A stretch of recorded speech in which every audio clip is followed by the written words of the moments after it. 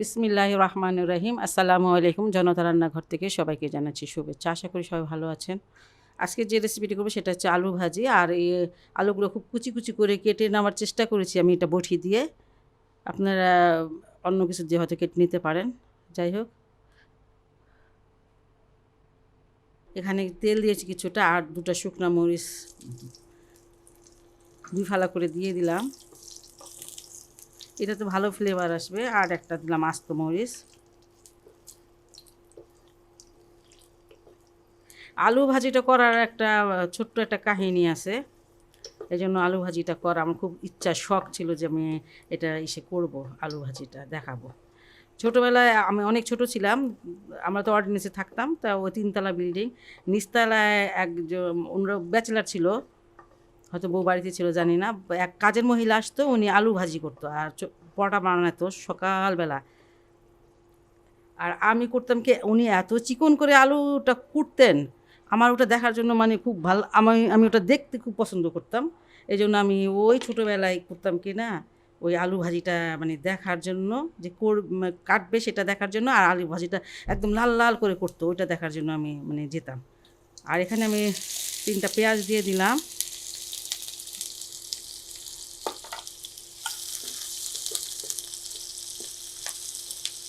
পেঁয়াজটা বেশি লাল করা লাগবে না।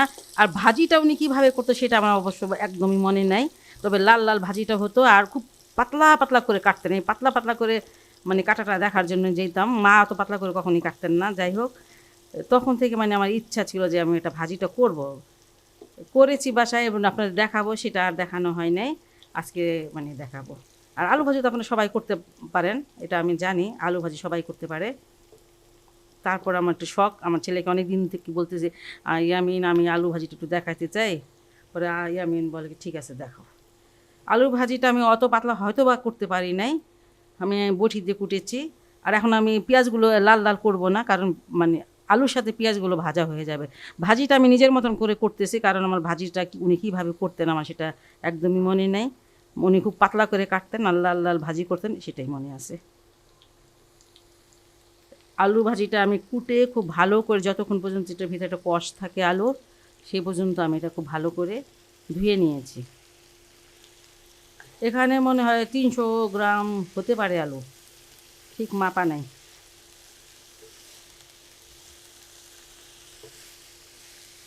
স্বাদ মতন লবণ দিয়ে দিলাম। লবণটা দেখে দিতে হবে, কারণ ভাজিটা সাধারণত রুটি দিয়ে খাওয়া হয়। আর কোনো মশলা আমি দিব না, আমি কটা কাঁচামরিচ দিয়ে দিচ্ছি, এই 6টার মতন হবে।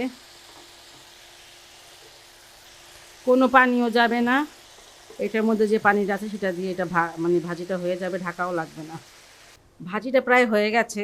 প্রথমে তো আমি এটা আঁচটা বাড়িয়ে করেছি, মানে এটা ভাজিটা করেছি, আর এখন আঁচটা একদম কমিয়ে দিয়েছি।